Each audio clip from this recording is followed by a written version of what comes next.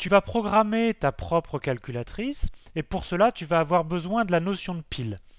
Alors une pile en informatique est une structure de données assez simple qui possède trois opérations de base.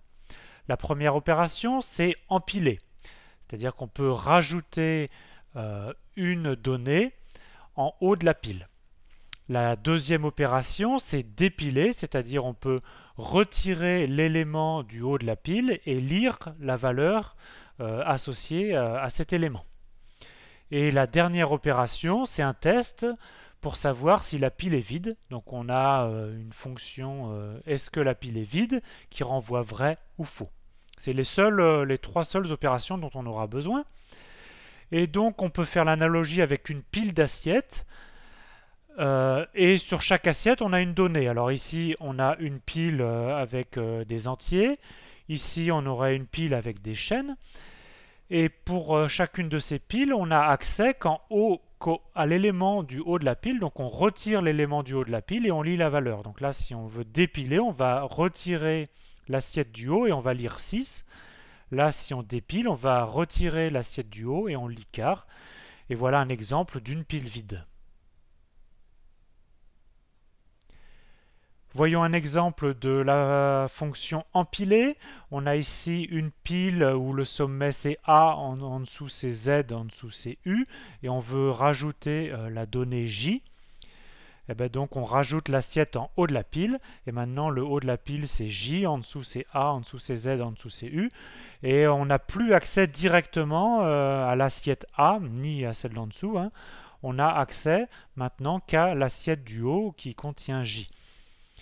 L'opération dépiler, c'est en quelque sorte l'opération inverse d'empiler.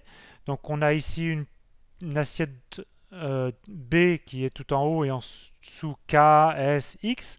Si on dépile, eh ben, ça veut dire qu'on retire l'assiette du haut, on lit la valeur, donc ici on lit B, et donc on récupère cette valeur si on en a besoin. Et maintenant, la pile d'assiettes, c'est K, S, X, et on n'a plus du tout accès à l'assiette B qui a disparu. On va modéliser dans cette activité une pile par une liste. Alors voici ici une pile d'entiers en partant du bas 4, 2, 11, 7. On va modéliser ça tout simplement sous la forme d'une liste, la liste 4, 2, 11, 7. Mais par contre, on va jouer le jeu. Donc dans une pile, on a accès qu'à l'élément du haut. Et ici, on s'autorise l'accès qu'au dernier élément de la liste. On va donc définir une variable globale pile qui sera notre pile. Et il faut maintenant que tu définisses trois fonctions qui correspondent aux trois opérations de base. Donc la première c'est empile. Donc empile qui dépend d'un paramètre élément, qui peut être un entier, une chaîne de caractères, ça dépend de la pile que tu considères, qui ne renvoie à rien du tout, et qui va modifier la pile, d'accord, qui est une variable globale.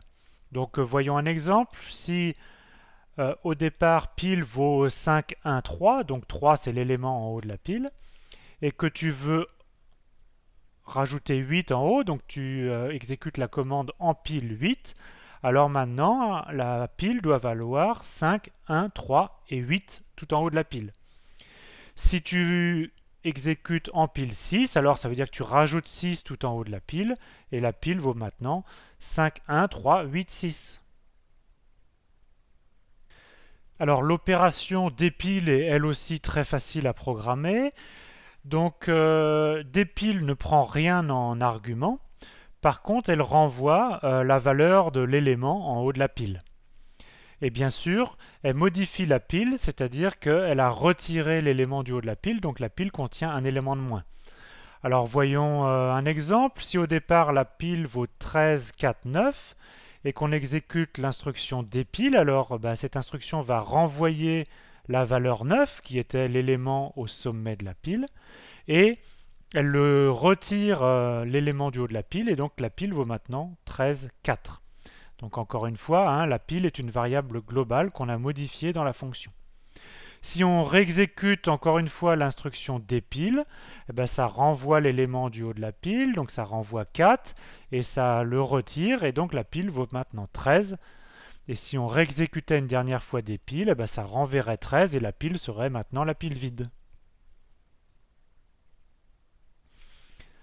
Il faut juste faire attention quand on dépile à ne pas dépiler sur une pile vide, ce qui n'est pas possible, donc on a besoin du test, est-ce que la pile est vide?